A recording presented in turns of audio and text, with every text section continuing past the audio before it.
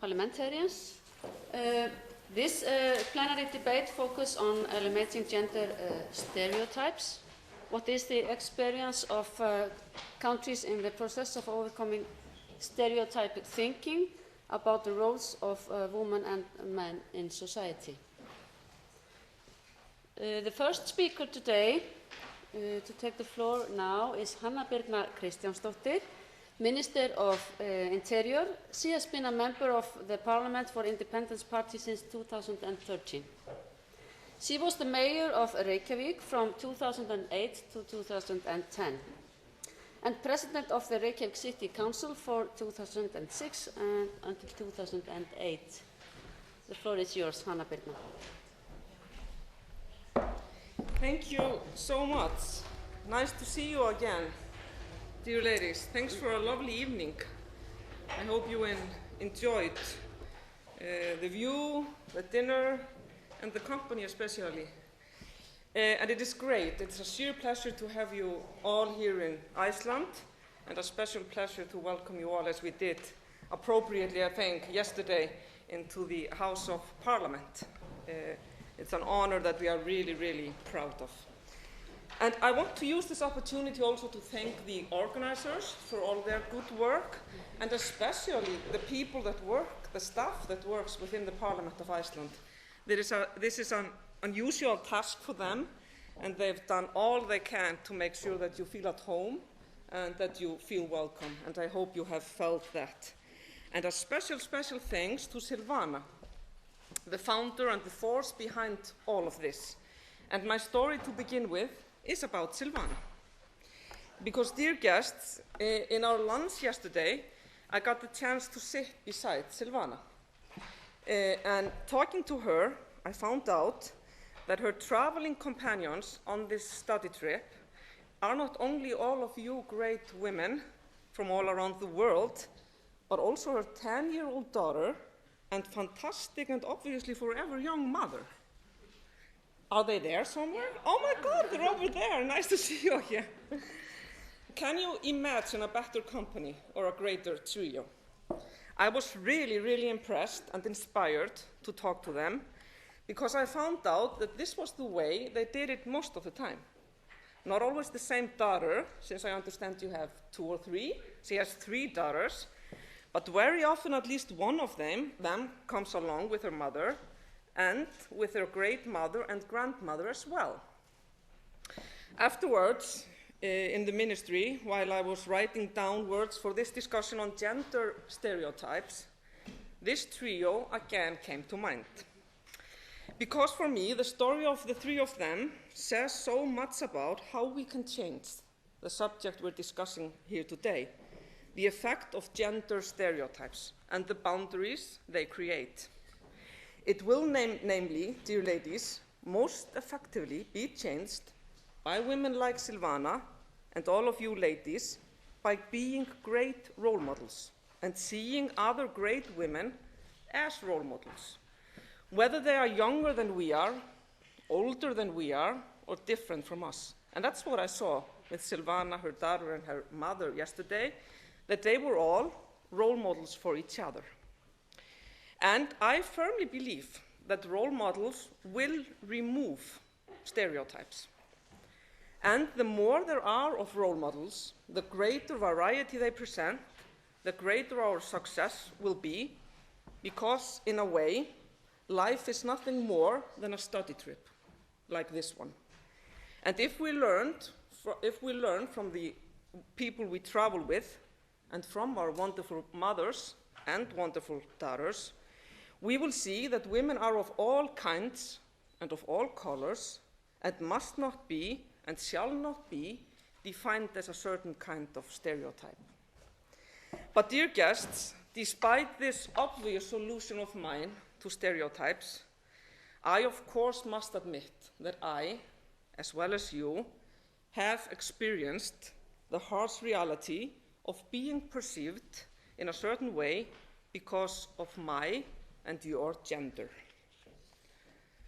I really, really like you as a politician. A nice older man said to me once when I had just entered politics. And then he added, "You are just like us. You're just like one of the guys, outspoken, tough, and aggressive." And that's why he liked me. It took me a while to decide whether to see this comment as a compliment or not. But since then, I have been called publicly and privately the motor mouth, I speak fast, the lady shark, and the ice queen. So I'm long past worrying about all of this. And I'm sure many of you have had the same or a similar label in your political work. But having experienced that, it was really interesting for me recently, and amusing as well, to read in Forbes magazine about a survey that the magazine recently conducted on how women in power are stereotyped. From their observation and from their findings, every one of you ladies, not the 2 guys, or 3 guys, that's nice, or 4, sorry, continue counting, all of you ladies and all of us ladies can be defined into 2 certain categories. Women in politics are categorized in 2 certain ways. All of us are either tough, masculine, angry and lonely ice queens, or we are fragile, weak, emotional and powerless cheerleaders. And you can pick your place. Not a lot to pick from, dear ladies, but of course a categorization so far from the reality that one should maybe rather do as our minister did back there, laugh about the whole thing, than seeing it as really, really serious. And this is what I wanted to address here with you, that I think that this is, of course, some of a hurdle, the stereotype, but I don't think it will be that tough to change. And why do I believe that? Because, dear guests, when I addressed this conference in Brussels last fall, I mentioned to you, as we did very often yesterday, that the coming year, 2015, will mark the 100-year anniversary for women's right to vote in Iceland. And we have come such a long way since then. To put that success into an historical timeline of mine, with my mother and daughters included, I have 2, not 3 as you, I have 2. But when I was born in 1966, only 1 woman had a seat in the parliament, in this plenary we're sitting in today. And very few women, if any, were sitting in local governments. And as a young girl, despite having a real interest, I was really, really enthusiastic about public debate. I wanted to be within it. I never saw politics as anything for me to do. I never saw it as something that I could deal with. And I don't remember any friend of mine, any girlfriend of mine, saying that they wanted to step into politics. I therefore did not really have a stereotype in mind when I thought of women in politics. They were simply so few that I only knew that if they were active in the field of politics, they would certainly be different from other women. And when you're a young girl, a young kid, that is the least you want to be, different from every other. So the stereotype was that if a woman was taking part in politics, she would be different. It was, I know, much, much harder when my mother was a young girl. At that time, no woman, not one, were active in politics in Iceland. And in public life, they were few and far between. She wasn't used to seeing women speaking out for themselves. And to put this in a funny perspective, the year she was born, the best-selling book in the US of A and in Iceland was a book by Joan Bennett called How to Be Attractive. So that was the message she got as a young girl for what she was supposed to do with her life. But now, in a much better world, a much better reality for women, over 40% of Icelandic MPs are women. And if I ask my small girls, which are of course not small anymore, but I tend to believe they are still small, you know the feeling. One is 15 and the other one is 9, and I've very often sat down with them and talked about equality. And when I ask them, do you think it's more realistic for a girl or a boy to take part in public life or be active in politics? They simply don't understand the question. they don't understand what I'm getting at. And that, of course, and that change in attitude is the real greatest success of all. So, dear guests, to end this on a personal note, my dream is to see women taking more part in politics. I want them to take part in as great scale as men do. And I firmly believe that that will not only change politics, but that it will change the world. I have a dream that I can sit in front of television. Isn't that something for a modern woman to dream about, to sit in front of a television? Well, the reason is not to watch TV, but the reason is that I still believe, but maybe I should say goodbye to that dream of mine at some stage. I hope that I can sit in front of the television with my two girls, watch world states, the leaders on the world stage, and see and not have to point out and try and look for the one lady that is there. I'm hoping that I can sit with them and say, look, we are as active as they are. We rule the world just as they do. But now I have to try and find out if Angela Merkel is not definitely wearing a red jacket or something like that, so I can pinpoint her out. So that's my dream, and that's one of the reasons, and maybe the biggest reason why I went into politics myself. I saw it both as something I wanted to do, but also something I had to do. And I believe and I hope that by taking part, and by all of us taking part, that we can change politics and we can take the power in politics the way we want to take power, not the way it has been done for centuries, but the way we want to do politics. Not allowing the men, with great respect for them, to tell us how things should be done or how things have been done, but the way we want to do things. And then I think we will change politics and we will make the world a better place. And then I think that if we do this, we will be able to see daughters like the daughters of Silvana and my daughters, all of our daughters and all of our sons, can say in a certain time that women are not perceived as stereotype, they are not put into two categories, but they are all kinds of active participants in society. They are all kinds of great role models for great change, greater equality, and greater world. That's my dream. Thank you.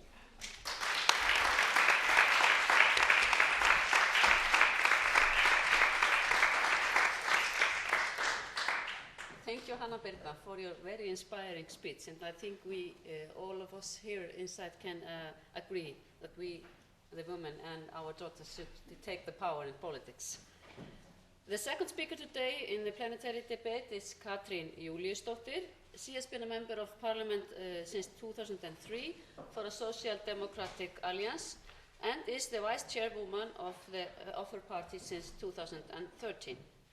She was the Minister of Finance and Economic Affairs 2012 until 2013 and Minister of Industry from 2009 until 2012.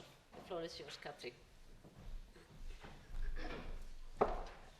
Thank you so much, and I'm really happy to be here with you all today, and thank you so much for the dinner last night. It was great meeting you there as well. I'm going the other way around than Hanna Birna. I'm not raising girls, but I have 4 boys. So I'm trying to teach them to see women as power figures.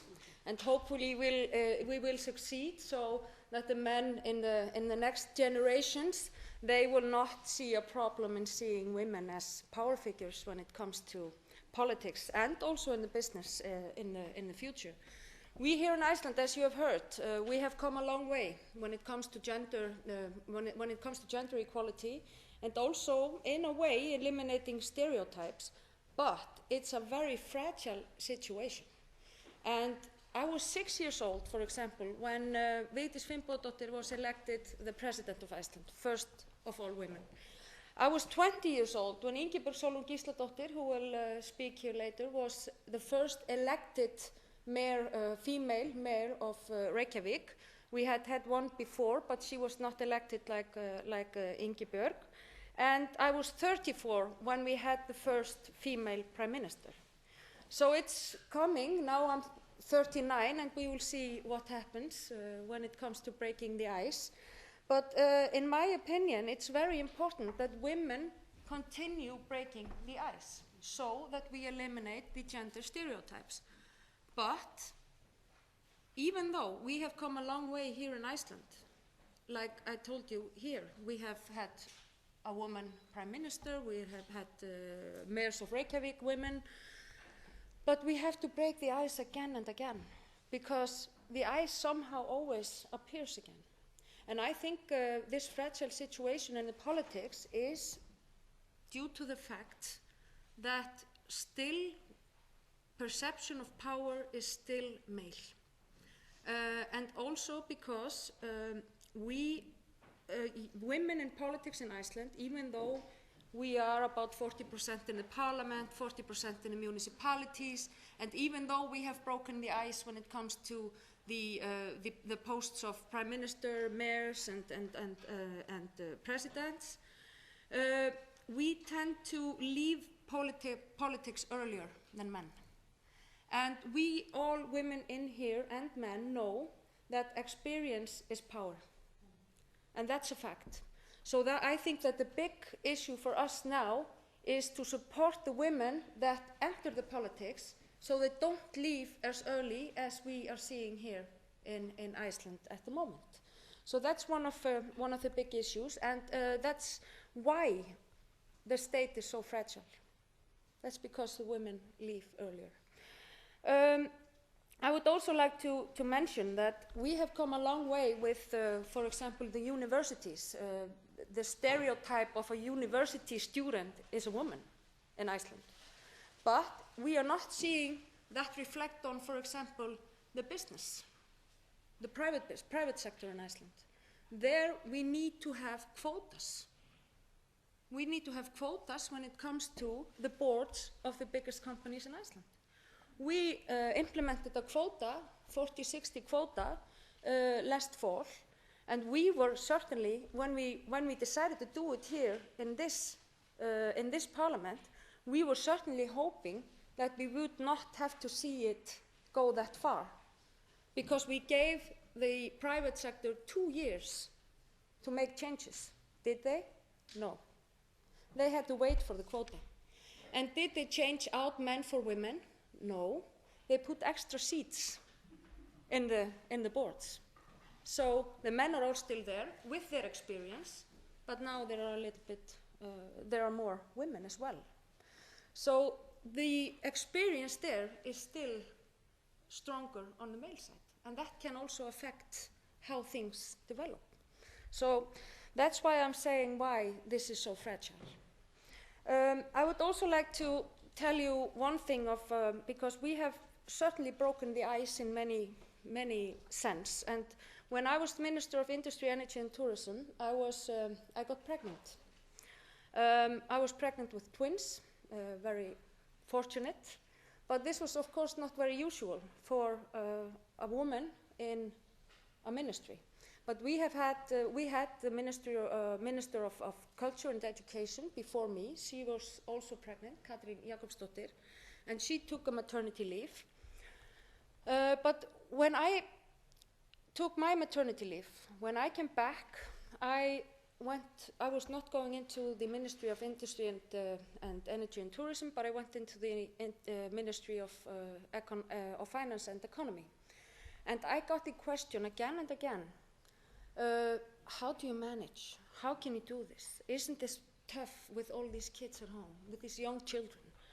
And I, of course, answered and said, no, I have a great husband, and it's his role now to take the heat from the family life. So no, it's just like if I were a male. But what was funny about this question, when I was getting this question, the leader of the Independence Party, which is now the Minister of Finance and Economy, and the leader of the Progressive Party, who is now the Prime Minister, they had children at the same time as I did. They were not asked these same questions. So even though we women are in places of power, we are still followed with these questions. And when you have these questions, there is always a seed of doubt, which is sowed with the question, on whether you can manage it as well as the men. So that's why I'm telling you how fragile the situation really is, and why we still have to keep on working, and even harder than before here, even though we are rating highly when it comes to gender equality. So that's the true story. So that's why I want to say and leave with you here. I think that even though we break the ices, we try to break down the stereotypes, it has to be done again and again until the ice does not come up again, which we have to break. I'm not saying that when you're a young woman and in a fertile age and you go into a ministry and become a minister, that you should get pregnant so that you break down these stereotypes. I'm just saying that you should not let it stop you. And it should be normal that a woman in any age, just like the man, even though she's in an age where she can start having children, she is also a candidate. Just like the man who is also in the age where he can start to have children. They are a candidate. They have always been a candidate, but we are too, and it doesn't change us. It even makes us, I think, better in politics. So thank you so much, and this is actually, this meeting here has really given me food for thought, and I think that for us, the women here in the Icelandic Parliament, it is also giving us a little strength to maybe start pulling our resources better together and start focusing on how we can strengthen the situation and also strengthen the women's force here in the Parliament, so that we continue and try to support women in a stronger, more effective way, so they don't leave as early, so they too will be the power figures which are very important for the Icelandic society and which are very important for the younger generations to be brought up with that as the norm, not the exceptions. Thank you.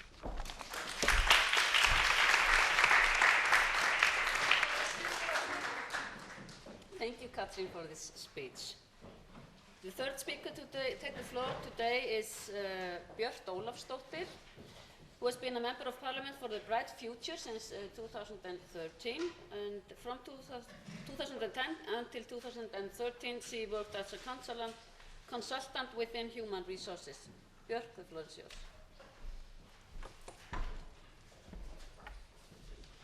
Dear all, I'd like to start by expressing my extreme joy of having you all here in Iceland, and to congratulate us all, and thank Silvana especially for creating and maintaining this magnificent network of women in Parliament from all over the world. This is indeed a great achievement, and we have to keep this valuable network alive and kicking, and to do anything we can to be in touch and meet again. Gender stereotypes are, as we know, all around us, but they are most often intangible and like one of those invisible hands of society that both defines and controls spaces for both women and men. We see this everywhere, although some see it more than others. But since we're here talking about ways to encourage and increase women's participation in decision-making in all aspects of life, I'm going to tell you a short story of why I just recently, about 2 years ago, decided to take part in politics, where I, against all myths of women being reluctant to run, seek the first seat in one of the constituencies here in Iceland. Being brought up at a time where Vigdís Finnbogadóttir was a president, my generation of women are in most aspects, I think, not undertaken by the discourse, you can't do it because you're a woman. Thankfully, for our mothers and their mothers, extremely hard work, this is the understanding that we have in this regard. We can do anything. The question with politics, for me at least, was not about being a woman. It was rather as I think for many other young Icelanders, the question of, I'm sorry, of the boredom of politics. The games, the way of talking, the deliberate confusion, the shouting, the backstabbing, etc. Politics, as I saw them, did not give much room for fruitful discussions, for philosophical reflections on pros and cons of whatever was being discussed, and different ideologies in that regard. Them who shouted the most was heard, and frankly I was tired of it. I didn't want anything to do with it. But at the same time I realized that my attitude was probably costing me too much, because politicians were, on my opinion, taking the wrong decisions for me. And it was irresponsible of me not to do anything about it. But although I could agree with a number of good politicians that were here before me, this world was created by men with a set of game rules that didn't fit me. And you can say that my party, Bright Future, was founded to change that game and the way it was played. Now, I'm not going to go into details of our work, but what I would like to tell you is how we in our newly established party strategically use and elevate characteristics that are commonly attributed to women. They're our goals, and we use them to guide our way to making new sets of game rules and new way of doing things. That, in our regard, is the key to a better outcome for the society, because let's face it, the way it's done now simply lacks productivity. These womanly attributes are things like balance, warmth, trust, understanding, responsibility, and prudence. Also just the art of communication, to listen, to have empathy, to give notice to the importance of diversity and a certain sense of leeway. And of course, most important of all, social cohesion.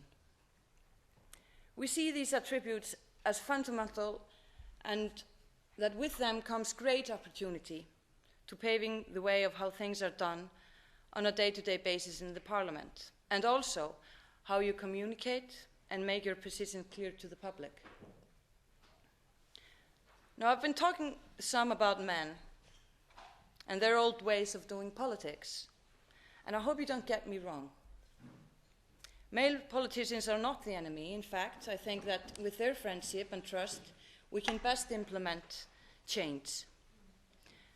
But they need to realize, as well as we, that women's attributes and a woman's way of doing things brings enormous opportunities to political tables. And if they're smart, male politicians, they should learn and attain a woman's way of doing things. It actually would get them far, but maybe we should keep that a secret for a little while longer. We as women politicians have to remember as well to be who we are, not to try to be like the man. We should strive to break down the stereotype of politicians as a male one, and to do so, use our own unique attributes. Be role models that young women can truly identify themselves with, so their steps into politics can be easier than ours and thought of as the most natural thing in the world. Thank you.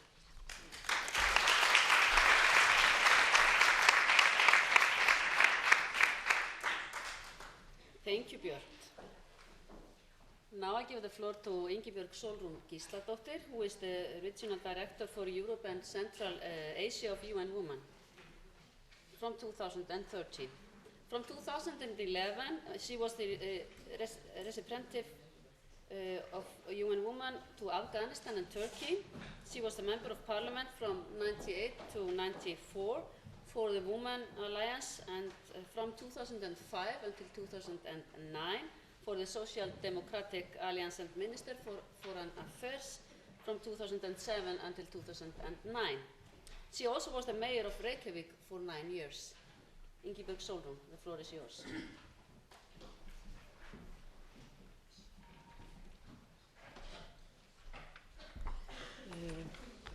Thank you, Chair.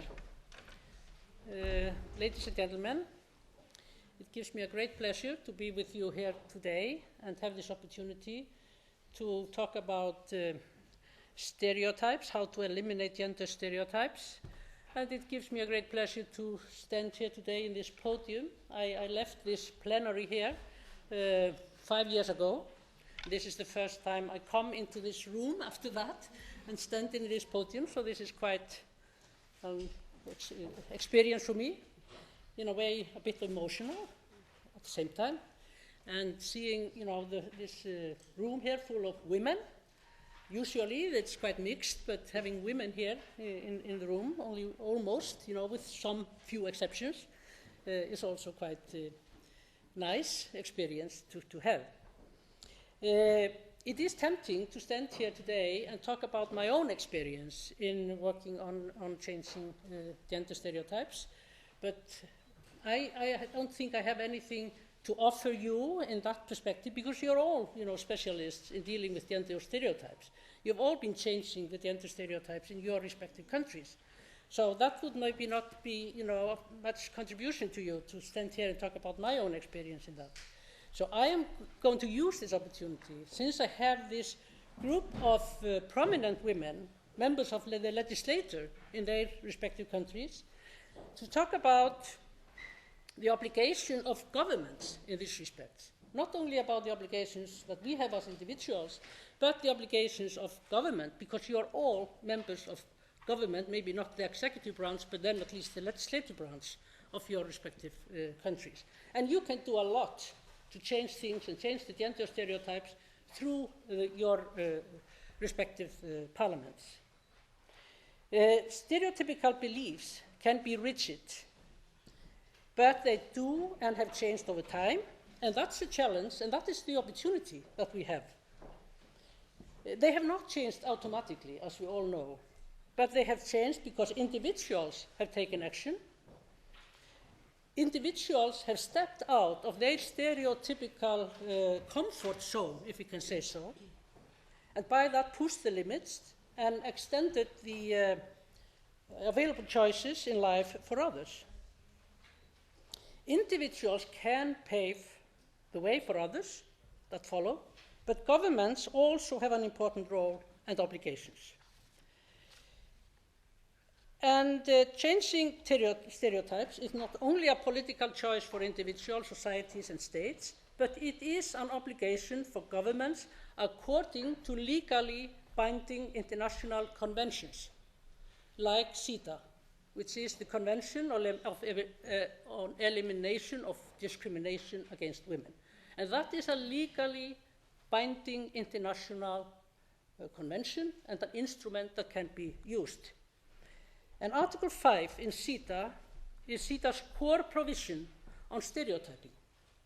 In Article 5 in the CETA Convention, it says explicitly that state parties should take all appropriate measures to modify the social and cultural patterns, of conduct of men and women in an effort to eliminate practices that are based on the idea of the inferiority or the superiority of either of the sexes or on stereotyped roles for men and women.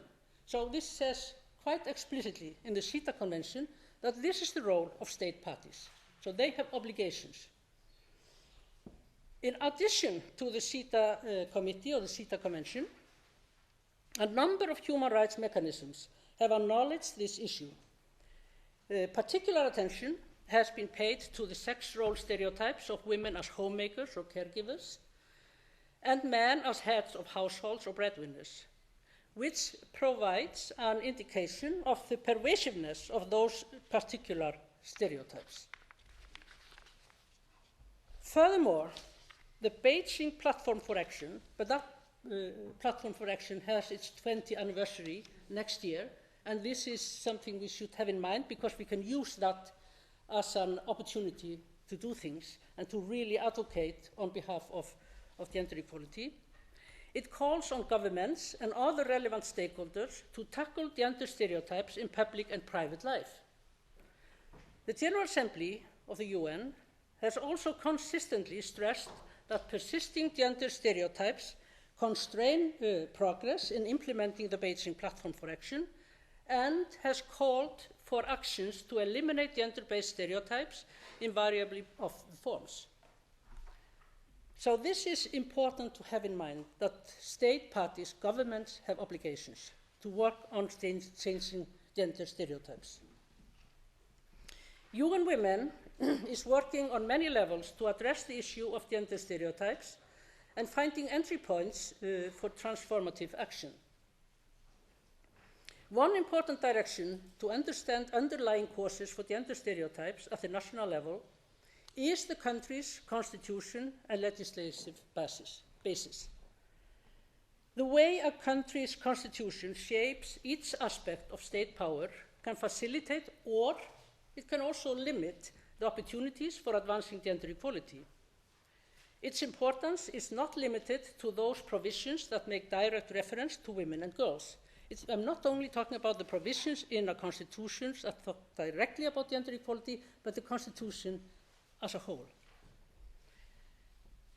Constitutions are also important steps in ensuring that states eliminate gender-based discrimination and enact laws that advance women's rights. Constitutions create and define the possibilities for legal change. UN Women works in this area alongside other colleagues from the UN system. And I want to use this opportunity because I have all of you here, and I've actually asked the organizers to disseminate to you some material on our constitutional database that has been created within UN Women. This is an important global initiative, and it is a constitutional database which has all the constitutions and what they say about gender equality and how they affect gender equality. They have a gender perspective. The database originated from a global mapping of gender-relevant constitutional provisions. This is the first searchable database that looks at constitutions specifically through a gender lens. It covers 195 countries, including all UN member states and observers, organized into 5 regions. It contains the provisions in English and in the original language, and you can search the database in 62 languages. So this is a really important tool to use for women as members of the legislature. And having access to this kind of practical tool was made evident by our colleagues in the field, who reiterated the usefulness of having access to different constitutions and guarantees of women's rights, and especially to the wealth of formulations similar provisions might take. The constitutional database is one response to this need, capitalizing on UN Women's role as a global knowledge hub on women's equality and empowerment, and in the use of new technologies for further women's empowerment. So I urge you to look at this tool and see how you can use it in your respective countries in the debate on the constitution or legislative reforms. In every country around the world, gender stereotypes and gender-based discrimination continue to be deeply embedded in people's mind.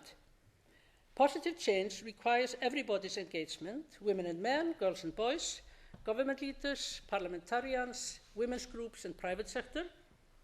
And it is important to take steps to address gender inequality and discriminations rooted in harmful norms and practices, while at the same time revitalizing positive cultural values that can help promote and protect women's human rights.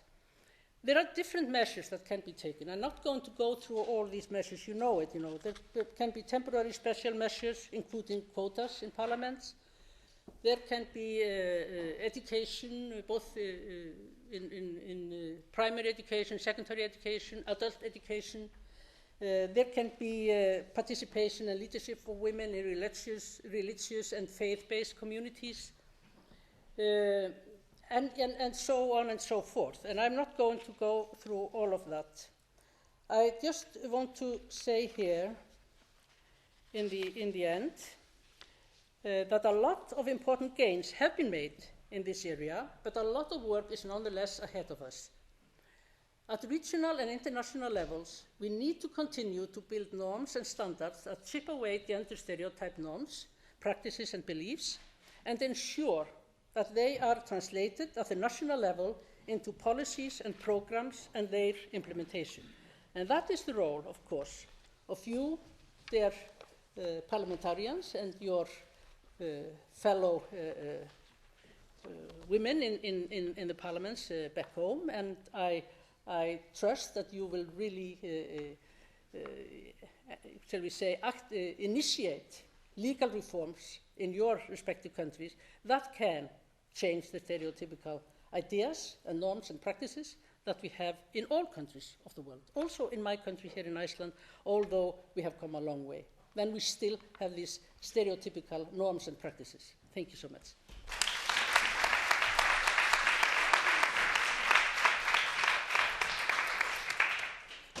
Thank you so much, Ingibjörg Sólrún. Our next speaker is Ana Gabriela Guevara Espinosa. She's a member of the Mexican Senate for the 2012 until 2018 term. She became one of the icons of Mexican sport after winning the 400 meters gold medal at the 2003 World Championships in Paris, and her Olympics silver medal run in Athens in 2004. Besides her career in sports, she was active to help women to advance in Mexican society. The floor is yours, Ana. Good afternoon, everybody. I'm so happy to be again in the Women in Parliamentarian Global Forum. Thank you, Silvana, for making this possible.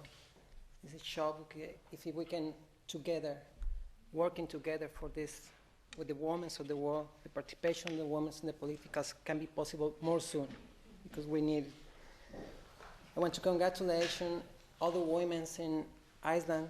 I want to congratulate all the women in the Congress. And I want to say congratulations for your president. Yesterday was really surprised, the reception and her person in each of his or her words when we talked to us. It's an honor to me be in this Congress, the history of the Congress, and all do you do in this Congress for the women's. You became, for the example, for not only for the women's, even for the guys too, to show everything can be possible when they make it the stereotypes. We are the devil. The women can do it, everything. I want to talk about my history, about my part of my life. They say we are world champion and also Olympic medalist. But in the beginning, when I started in the sports in my country, we don't have any records in the women in sports. So each time when I said I want to be an athlete, all the people said, you can do it. You don't have the way to do it. So I understand the only way to catch was working for that. I born in the border with Mexico with US. And for me, the most easy way would be go to USA, study in USA. Maybe they can give me the citizen from USA and competing for USA, and it will be more easy for me. But I thinking in all the women's, in all the childs of my country, I said, no, I have to do in my country. I have to fight for this in my country. I found a good coach, Cuban coach, and I stay in my country, and it was the most wonderful part of my life. 15 years of my life with all my heart, fighting for that. And finally, I catch, and I became the icon of the sports in Mexico, and also the women icon of Mexico. I only have to work for this. I have to work, change my mind, and also change the mind of my country, and believe in me, believe in my country, and believe everything's gonna be possible when we work for that. When I change the mind of my country, the TV started to put my careers on the TV on live. And each time when I win, the president called me to say me congratulations. And this started to be increased and became successful for all the country. So I became more strongest and more strongest and more strongest. And they gave me the chance now to be a senator of my country. And everybody said, why I changed? Well, what I changed because I want to be more for my country. On this time, Nike was my sponsor. And the campaign for the Olympics was My Hero is a Girl. It was funny, the TV show of this, because it was a macho Mexicano seated watching the TV and asking to him what the women can do. And he said, he can play, he can laundry, he can make food, he can make everything what the women normal makes. And between the scene, I was running, and he continued all the women can do. At the end, he said, and also can run. I want to talk not only now for me, and I want to talk not only for my country and the women of my country. I want to talk for all the women of the world, because if I change my mind, if I change my attitude, I contribute for the world.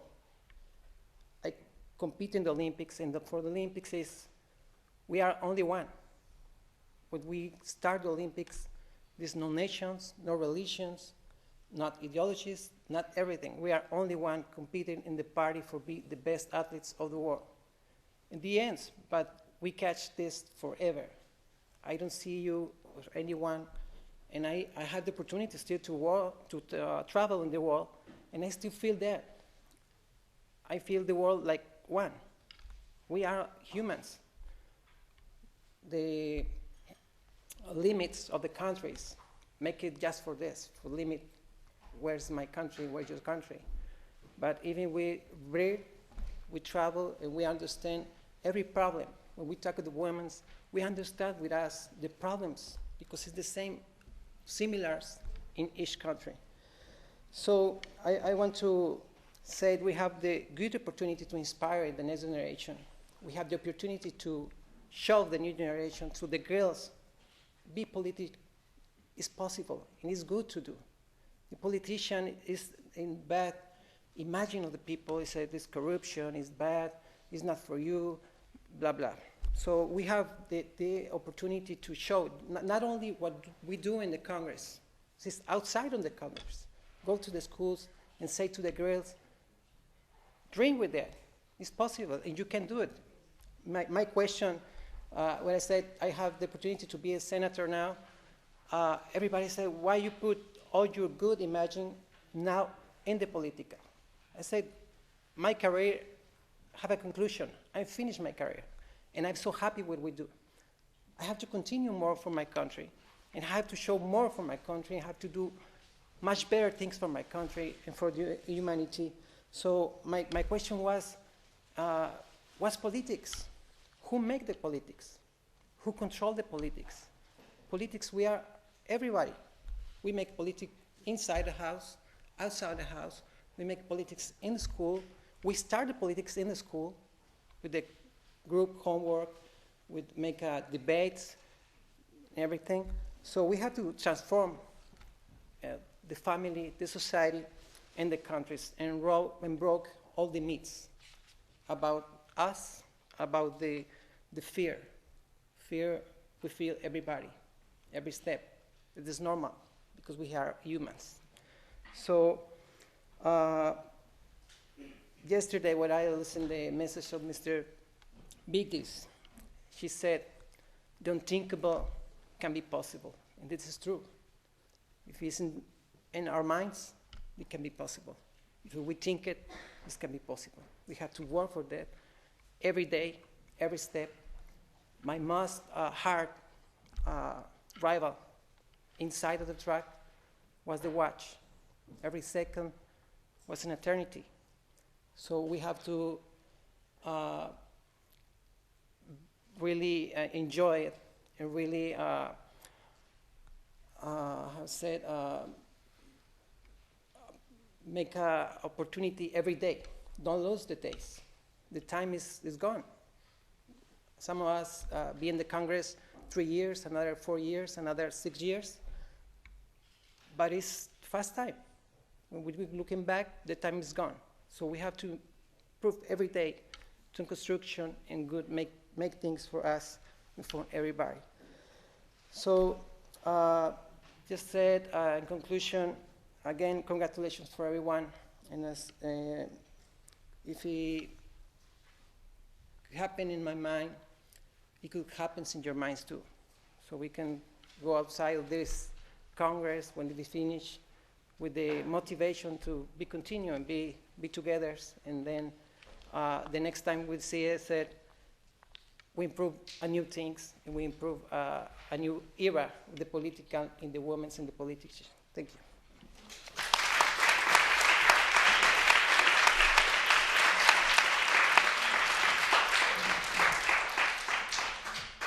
Thank you, Anna. The last speaker to take the floor of the panelists is Natalia Vincent Roldan. She has an information and communication technology specialist who won the InnoApps Award 2013 of the European Young Innovators Forum, which puts a specific focus on the support of young women in ICT sectors. She's currently working as a legal and operation manager at the TAG City SA in Brussels. The floor is yours.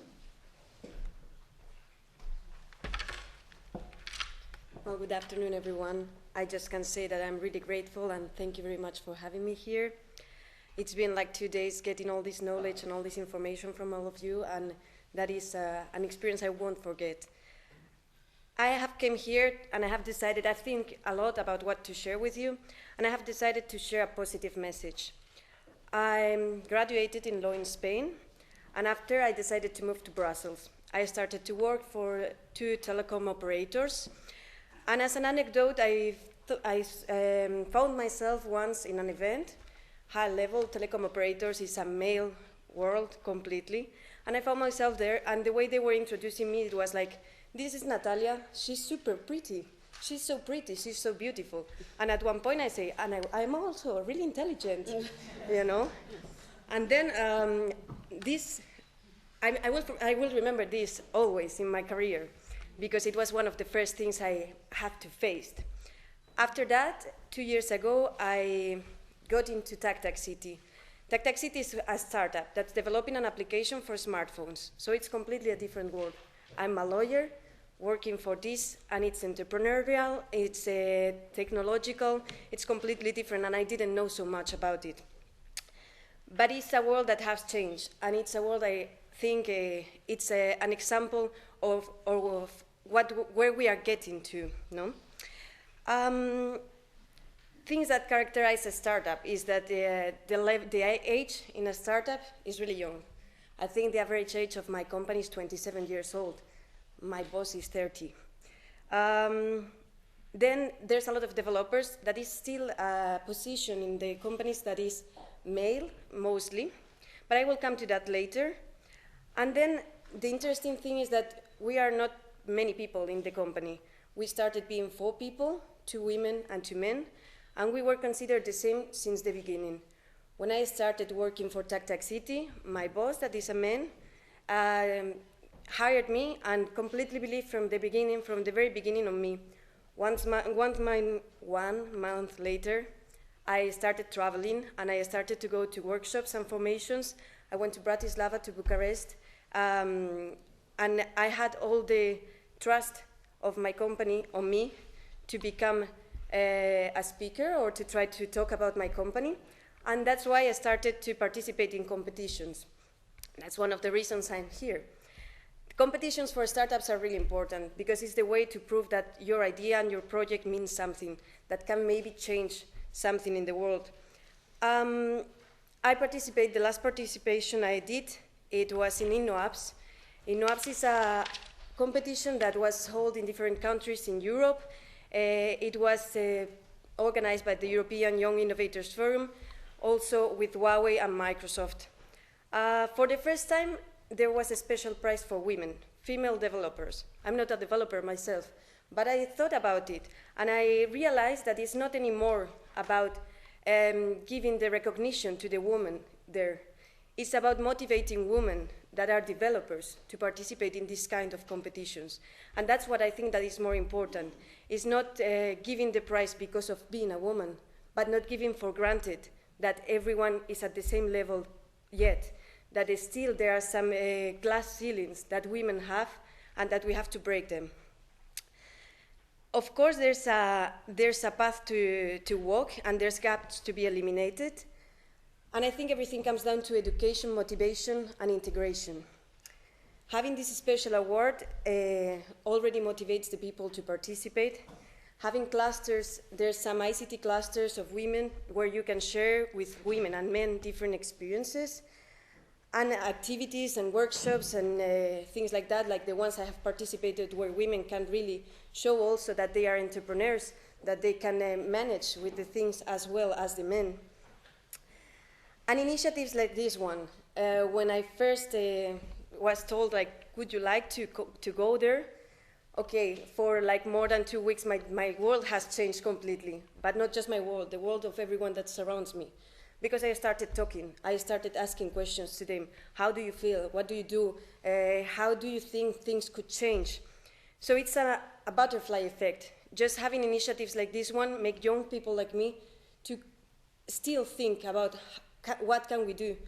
Because if not, we get comfortable. We think everything is already done because we have a job, and in some cases, fortunately, like mine, we are considered as good as, but still there's a lot of things to do. And I'm glad that still there are groups like this one that try to improve, and that we all, women, men, and the society itself try to make a change on that. Another thing I would like to say is that eliminating stereotypes is not just about politicians or politics, it's about everyone. So I want to emphasize that the fact that I'm here means a lot to me, because it breaks another boundary, that is the politics and people like me that normally are not so much into politics. But it makes, it's close for everyone. It makes me feel like actually we are all in the same boat, going to the same focus and going to the same objective. I'm a young person, I'm 25 years old, but my father taught me to work 100% on what I want and to pursue my dreams. Women with principles, with values, and with objectives, and hard workers, and that have get where they are because of their work, is what I admire.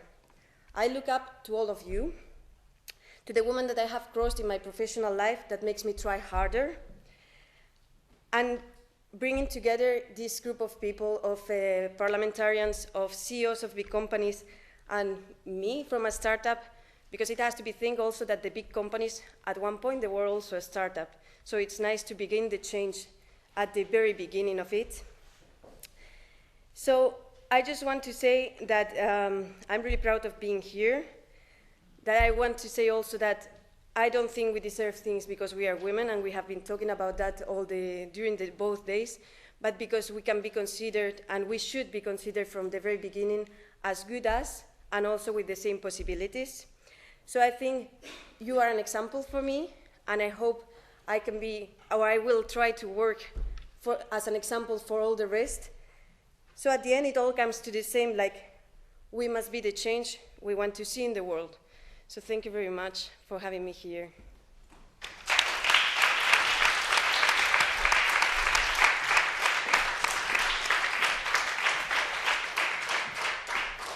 Thank you, Natalie. It means a lot of us, I can tell you, to have you and all of your women here with us.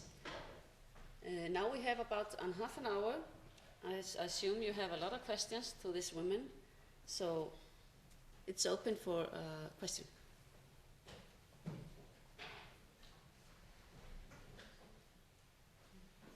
Yeah? Thank you very much. My question was, can't read the names, sorry for my African. My question is, there's one common thing, I don't know whether all of you women face it, But women have a difficulty getting successful in politics because women, we are our own enemies. Women back in our countries do not support us, do not vote us, because they believe men can do better in these positions. So what is that unique thing that you do in your various countries that make you be able to get the support and also makes you be able to stand firm despite the fact that women, we are our own enemies?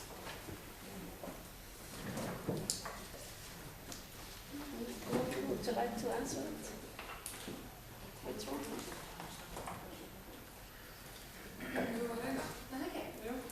We're going to try and answer this.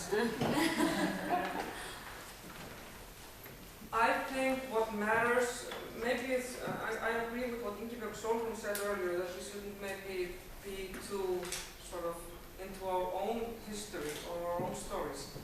I don't know whether it's different in Iceland than somewhere else. I haven't felt this as a problem here. Maybe it's because, for example, you remember the speech given or the answers given by our former president of the parliament yesterday. She was saying that we have really active, for example, within our parties here in Iceland, we have really active women's group, like association of women within each party. That has been an effort of change. It's been an inspiration for all of us. So I haven't really, to be honest, maybe this was the case like in earlier days when one would feel that women in less amount than men or would not trust women. I haven't felt that here. I think, for example, the force between several changes, like the one we mentioned earlier, like Katrin was mentioning when, for example, Vigdís Finnbogadóttir was elected, that was more or less through the empowerment of women. I haven't felt this. I think it's sort of, for us at least, I feel it's like a myth when people would say, well, women are really bad towards women, or I haven't really felt that. Have you?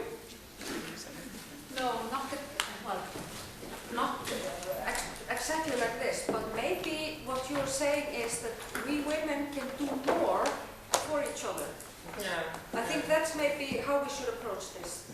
And because maybe we are not, the reason that this myth is going on is because we are not doing enough or we are not supporting each other enough. So that's why, like I was saying earlier, I think the empowerment of women and that the women pull together is the key to women staying longer in politics, and in that way getting the experience to become power figures in more, you would say, more than we do today. So that it will not be an exception that we have one prime minister who was a woman. But it's a norm. It could go either way when there are elections. So I think that's how we should approach it. Yeah, I think you're right. I think we should stress that. I mean, we can always do more. But I think the foundation I was talking about, like the structure of the parties in Iceland, where we always have like women association, is something that has been of a value. But of course, we can always do more. Maybe I can just add a little bit to this, what has been said here. I think in many ways that the voters, and among the voters, women, are not against, women in politics. They are not, they are not reluctant to vote for women. I think the main obstacle sometimes are the political parties. The structures of the political parties, there are a lot of impediments in the structure of the political parties for women to get through these structures. So I think sometimes they are the main obstacle. And I'm just going to mention here, because Turkey was going through municipal elections just last weekend. And for the first time in Turkey, a lot of female mayors were elected. 28 women became mayors in Turkey in the last election, some in small municipalities, but mayor nonetheless. And there was a lot, they got substantial support as mayor candidates because they were directly elected as such. So this seems not to be a reluctancy, we can say, among the voters to vote for women. I think sometimes the systems we have created, the political systems, are the main obstacle. But of course, like you said, women can also, are not always supportive to other women. That, women are also a product of society and the norms and the ruling ideas. So of course, not all women are supporting women. But I think, like I said, it's more the structure of the political system that's an obstacle. Thank you. Well, what my sister from Kenya meant really was from the society. It's not with the voters. The voters usually what I have experienced in Pakistan, even those people who are not belonging to a particular party, if a woman is the candidate, they vote for her. For example, I had my leader, Benazir Bhutto, and so many women from the other party families voted for her. But the society, the social structure, the ground realities, the totems, the taboos, the cultures, the traditions, they make a hurdle. And that we have to overcome ourselves. We have to educate ourselves, we have to strengthen our hands, and we have to struggle for it. Without struggle, we cannot. Just being in parliament is not enough, or being in parliament in a certain number, or in the entrepreneurship and in this and that.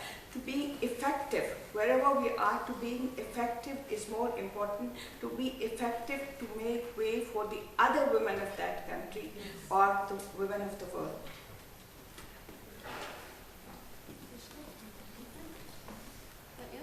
Thank you.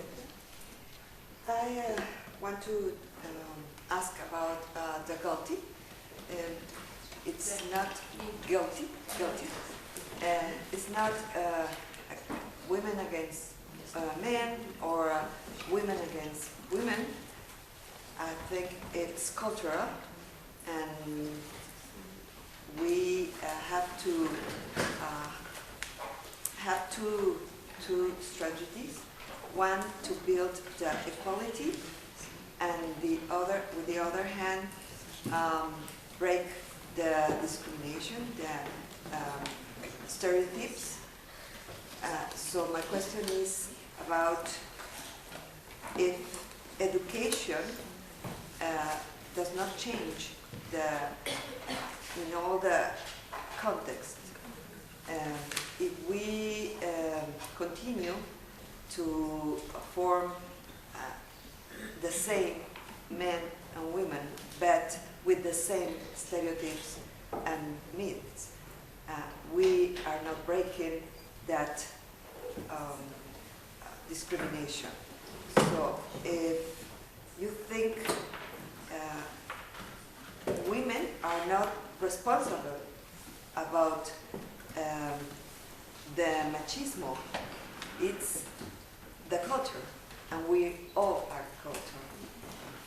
If you agree, you don't have to take the guilty to the man or to us, only to think about the education and the culture that bring us everything in our realities and our context. If you agree with that. Would you like to respond to this?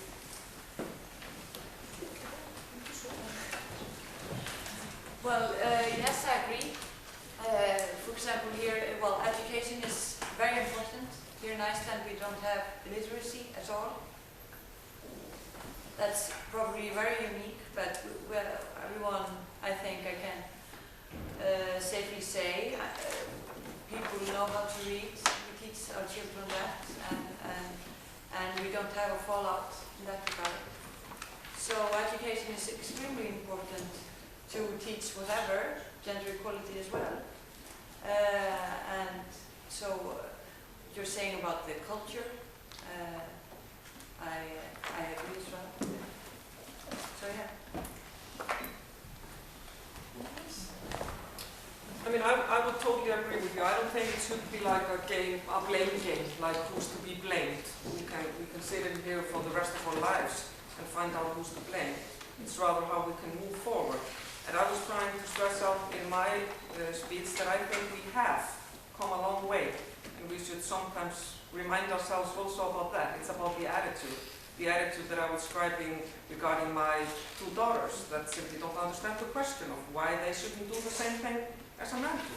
They simply don't understand the question why their father shouldn't take care of them in as much effort and time as I give them.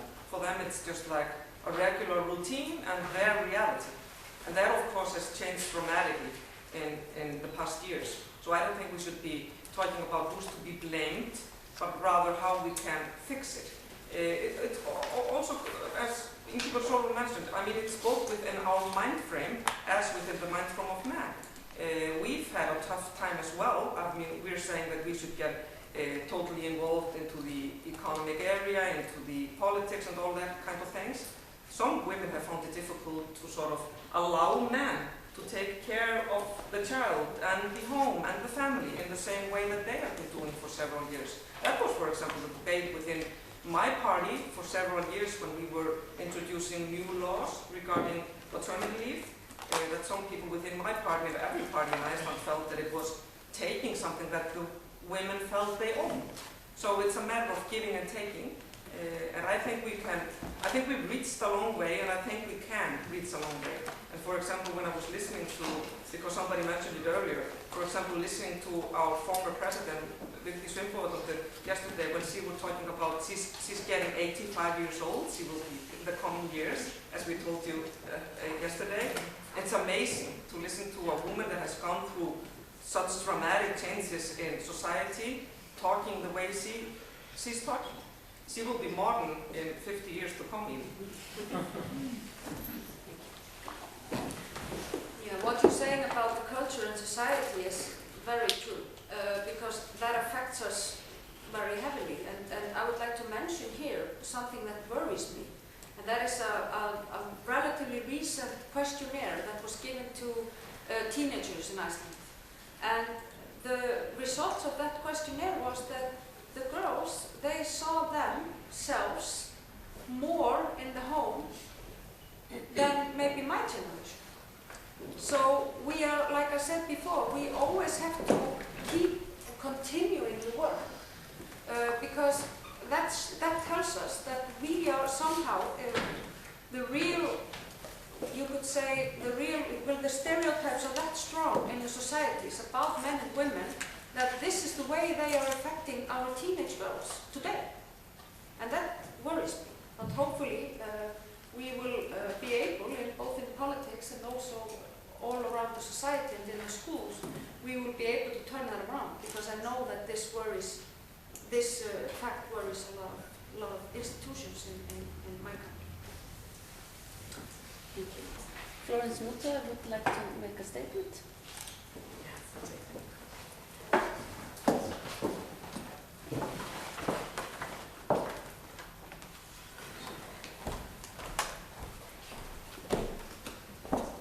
Thank you so much for the 5 minutes. I'm very honored to be here among very powerful women from all over the world, and men as well. I'm the women ambassador for the bicameral Kenyan National Assembly, and I just wanted to take you through quickly where we are at as Kenya and some of the challenges we are going through. And as we go through the question and answer, maybe you'll also answer the many questions that we may have. The issue, and it's a written speech, the issue of women participation in politics is no longer in contention. What is central to the debate now is how to make their participation effective enough to influence the governance agenda and make it responsive to women's interests, needs, and concerns. The fact that women have remained underrepresented in politics is obviously not only unfair and unjust, but it also renders democracy a sham and impoverishes the political process to the disadvantage of all. What Africa needs most at this time is transformative political leaders who understand the real concept of leadership. Hence, our call for women to get into political leadership in increasing numbers. Women, being the mothers with the unique qualities of loving, caring, nurturing, and patience, could be the savior of our continent. Since women are not egoistic and they suffer most as a consequence of wars and civil strife, their increasing percentages in political leadership is likely to change the face of politics in Africa. Transformative leadership is the most urgently needed asset for Africa now. In most African countries where women form the backbone of their national economies, their absence from critical decision-making bodies hampers the development of the continent. There has been, however, an increase in the realization that women should participate and be accorded more space in political life. However, the nature of participation seems to be centered on increasing the numbers of women entering the public arena rather than on discussion of issues that affect their rights and lives. In some cases, this has resulted as an increase in numbers of women in positions of power, but without power. In the Kenyan perspective, the newly elected 47 county women MPs comes to mind, women simply serving power.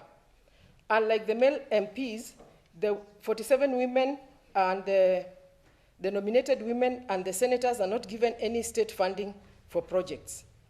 In Kenya, we have the Kenya Women Parliamentary Association, KEWOPA, established in 2001, which is a membership association of all women parliamentarians drawn from across all political parties, both elected and nominated in the Senate and National Assembly. KEWOPA's primary objective being to address the issues of women parliamentarians, building their capacities as legislators and representatives of their constituents and lobbyists of women-centered policies and laws. As a result, KEWOPA has increased the visibility and effectiveness of women leaders in influencing key political parties to support the entry of more women into parliament through direct elections and nomination to special seats reserved for parties. As a result, the number of women has increased from 8 to 18. Currently, there are 86 members drawn from the National Assembly and the Senate as follows.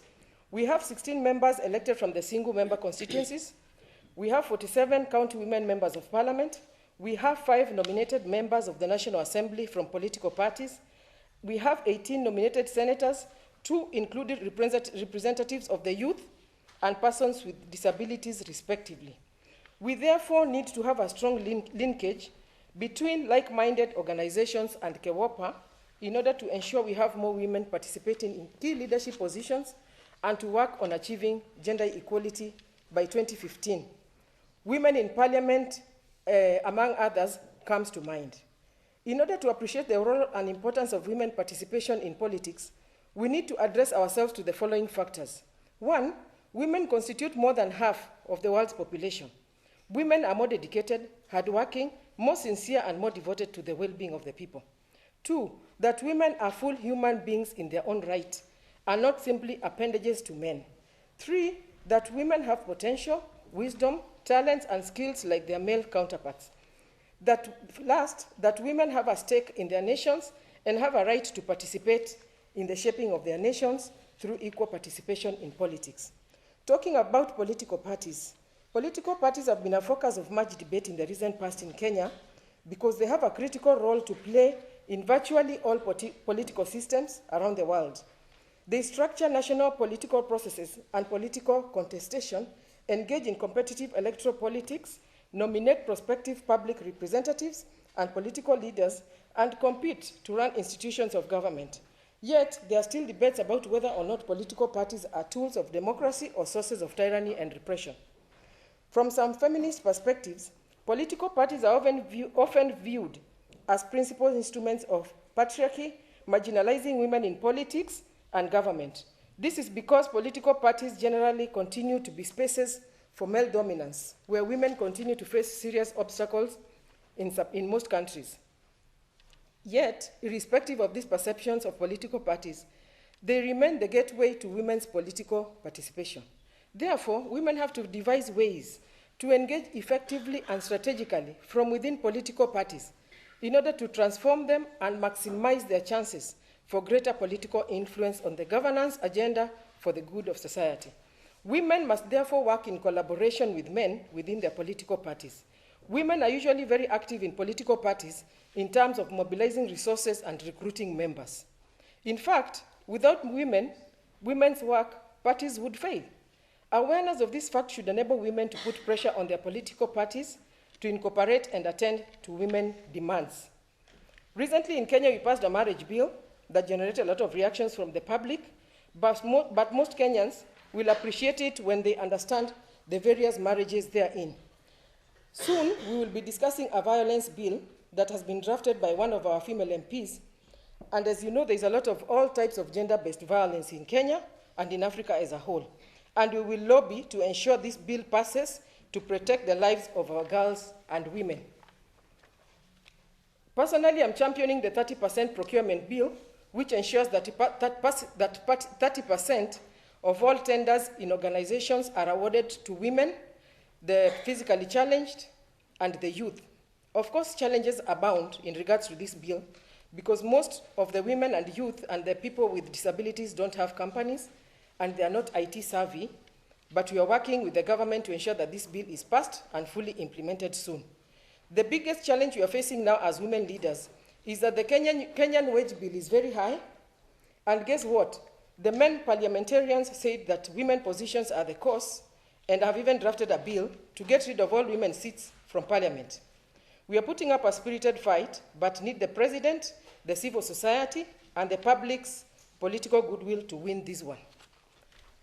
In conclusion, having a clear vision, confidence, and self-esteem, having integrity, and staying focused in the midst of everything we do, we will definitely make it. And we will definitely export Iceland's success story to Kenya. Thank you, and God bless you. Thank you.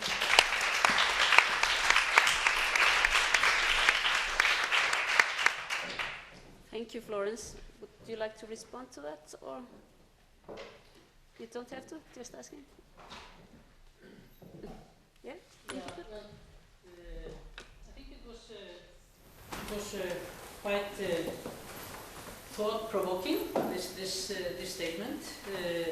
Because what we have seen in many countries that women are willing to participate in politics, women are willing to participate in decision-making, and women are in numbers, trying to influence their societies, and they are elected maybe into parliaments, but then we see that they don't have enough, shall we say, the role that they have there is not strong enough because they don't get the decision-making power from their respective parties. That was what I was talking about here just previously. But, and I have seen in many countries that we have this problem that, you have ministries for women's affairs or Ministry of Family Affairs, whatever they're called. They're usually underfunded, quite marginalized in the cabinets. That's an issue that we have in many countries. So they don't have actually the support, political support that they need to make a difference. And national machineries on gender equalities are weak in many countries. And the thing is, I think it's always two things that have to come together so we really can see a change. On one hand side, you have to have a strong NGOs and civil society working on gender equality, a strong women's movement at grassroots level. You have to have that. On the other hand side, you have to have a genuine political will at highest level. When these things are there, these two things are there, then you can really see things taking off and change happening very rapidly. But these two things are needed. But because you were talking about the Icelandic president, and if we can learn from the Icelandic experience, then I'm now going to take off my UN Women hat and put on my Icelandic, feminist hat. And that has to do with one thing which I have actually missed a bit in the documents I've seen with regard to this meeting here. That's about the president that women set with the Icelandic Women's Party. Because in 1982, women in Iceland established a political party. And it was, running as a political party both in parliament and in the city council of Reykjavik until 2000. And I saw it happening, that it really changed the whole political discussion. And it also changed the role of women in politics. That is also a precedent we should not forget. And this is something that can be used in other countries as well. If the parties do not take notice of that, they have to change the political program, they have to put women on top of their political lists, then women have, of course, tools. They have tools, like, establishing political parties and engage voters to vote on women through political parties. That is a tool that can be used. And now I put on my women, your women. Thank you, Ingibjörg. Hanna Birna. Just to add to this, to what Ingibjörg was saying, because I would agree with everything she said with her UN Women hat and also with her Icelandic feminist hat. I was just going to add, because Ingibjörg Sólrún doesn't live in Iceland now, she came only yesterday, so she missed a big discussion about the Women's Alliance yesterday, and we found it really, really inspiring to witness the interest among the women here in regard to that history. And we were told the history, we were told about the success, and everybody within the other regular party had to admit that that was a major success, that sort of changed the politics in Iceland and the feminist movement and the way in which women were perceived and the way in which women did take part, because all the other parties, as we told you yesterday, were sort of forced into a corner, and they were being said to, well, look at this Women's Alliance, aren't you going to make sure that there is enough women candidates within your party as well? And even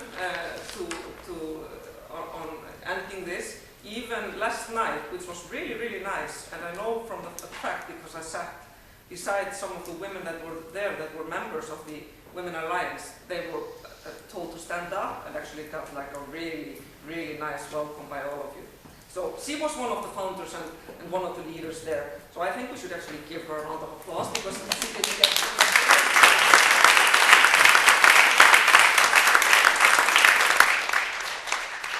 Thank you, Hanna Birna. Now we have the last question before we go to coffee break. Dana and then Janet. Yes, my name is Dana Kazaka. I'm a member of parliament from Latvia. And just briefly, I'll discuss my situation in our country. Unfortunately, we don't have a strong feminist movement, and many people have fled Latvia because of financial crisis. And some more risk takers and modernly thinking people have left. So we have a quite agely society and with very male-dominated politics. So we have just a little bit above 20% in parliament for women, even though the speaker is a woman. I would say she's very dominant and she chucks off everybody who shows any leadership potential, as well as our Prime Minister, sorry, but that's the truth. And our Prime Minister is a lady as well, and that would show very good statistics for Latvia, but unfortunately she's the first female Prime Minister, but unfortunately she's compromised. She's compromised because no male wanted to take a seat for 9 months before elections. So even though the statistics show a very good gender equality in Latvia, unfortunately it's not about policies. It's just what historically we have from Soviet Union times, as well as what we have at the moment as compromises or as a situation. And going back to things, what really emotionally touched me, because I'm a new parliamentarian, as many of you as well, only 2.5 years serving. And I would say that in Latvia, politics usually are perceived as a dirty deal, as male dominated. And I would say, as me, as a reformer, I would like to change a lot of things, and I have succeeded in many, like kindergarten providence for the parents and so on. Sometimes I feel really humiliated in this environment because I want to reach the better goals for my country, but it's rather hard. And therefore my question is actually how to not change your personality, how to stay as you are, and not to be influenced by this environment. And we will have elections this autumn, and therefore many NGOs from many areas come to me and say, Dinah, please be elected. How can you make the way you would be elected, because we really believe in you. So that encourages me to go further. But what my friends say, please be careful, because that changes your personality. This very harsh environment in politics, it changes you.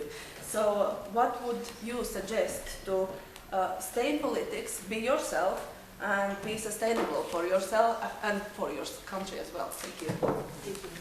Can I ask Janet also to take the pulse? Thank you.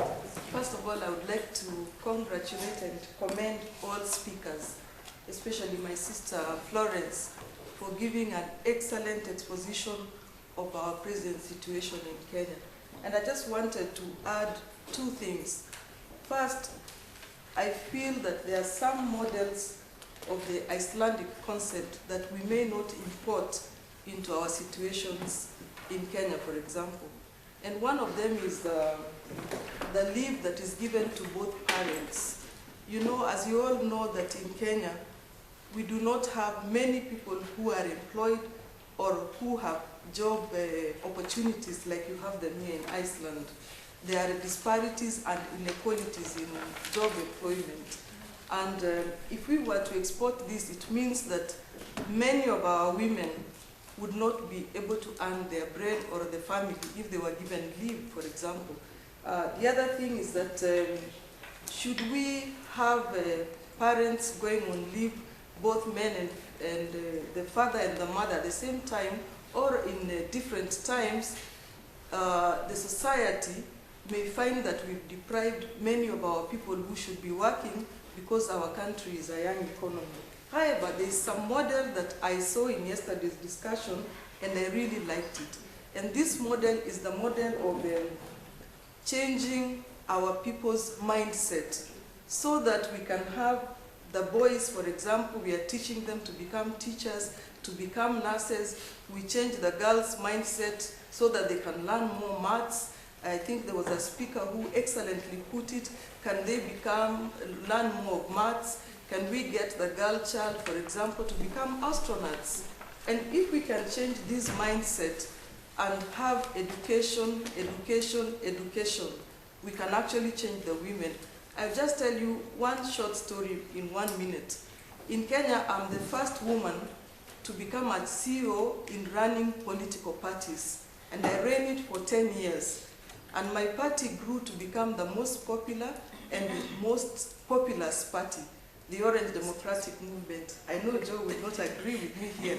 However, what experience did I learn as a woman when I started running this political party?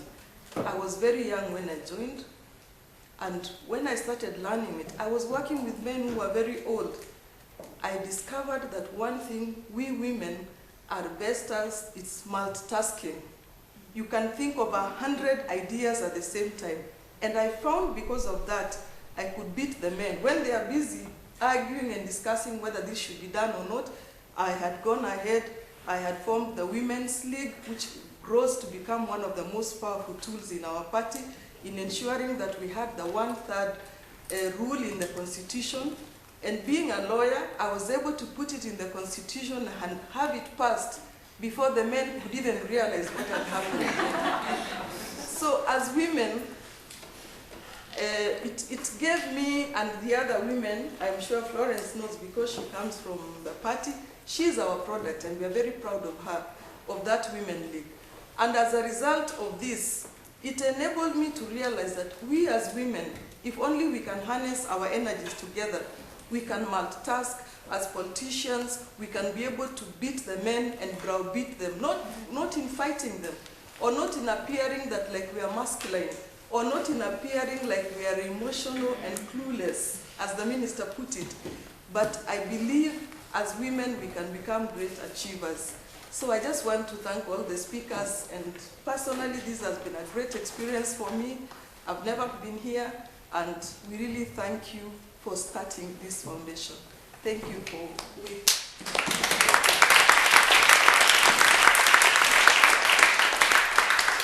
Now I have to ask you to be a quick response, because we have run out of time, and we are starting here again at 4.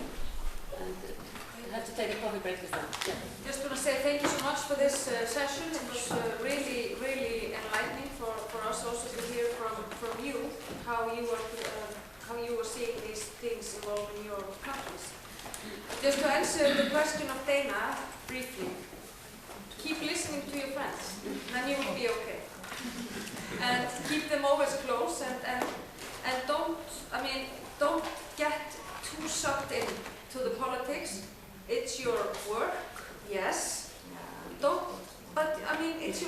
well, but you can decide to leave it outside of your home, for example, when you're meeting your friends, and really listen to it. And I think that's the best thing you can do. Leave politics. No. Go to NGO back.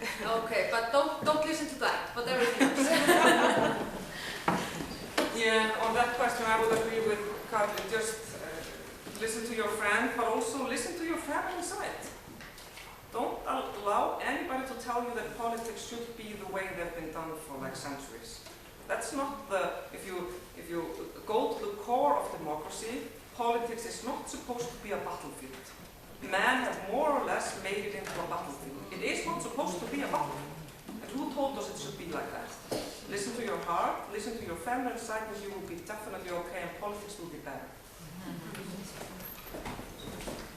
Well, I'd like to thank you all for taking part of these debates. And now we have a coffee break. As I said, for half an hour here in Parliament Cantina.